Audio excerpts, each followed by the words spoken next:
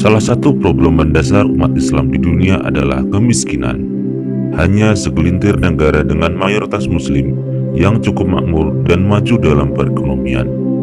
Itu pun negara-negara yang hanya didukung faktor sumber daya alam yang melimpah, bukan faktor sumber daya manusia atau industri yang maju, seperti negara Brunei Darussalam atau negara-negara Timur Tengah penghasil minyak. Selebihnya, kebanyakan negara-negara mayoritas muslim masih di bawah garis kemiskinan.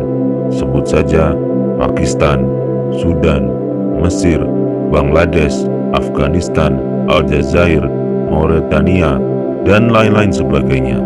Sementara Indonesia, walau tercatat mengalami pertumbuhan ekonomi yang impresif pasca krisis moneter di 90-an, ternyata menurut data Bank Dunia, 28 juta penduduknya masih kategori hidup miskin.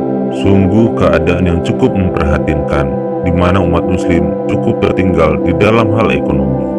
Padahal Rasulullah SAW bersabda, "Sesungguhnya engkau tinggalkan ahli warisan dalam keadaan kaya atau cukup, lebih baik daripada engkau tinggalkan mereka hidup dalam keadaan melarat atau miskin, yang menadahkan tangan-tangan mereka kepada manusia-manusia untuk meminta-minta."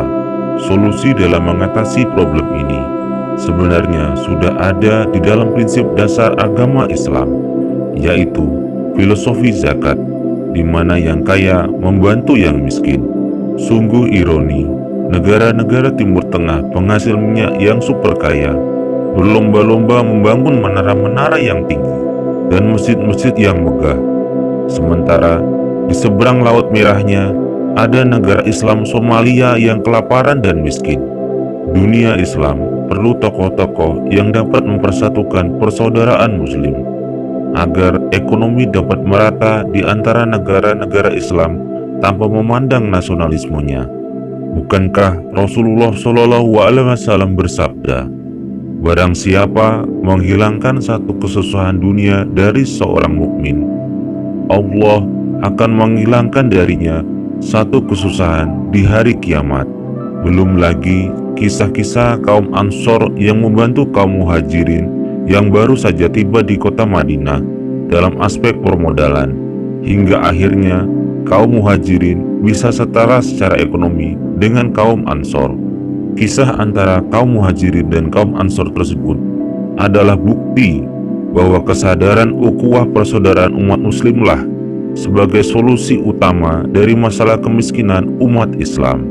Semoga kelak akan hadir tokoh-tokoh ekonomi umat Islam dunia secemerlang Abdurrahman bin Auf dan sedermawan seperti Utsman bin Affan yang akan mengentaskan kemiskinan umat muslim dunia. Amin amin ya robbal alamin.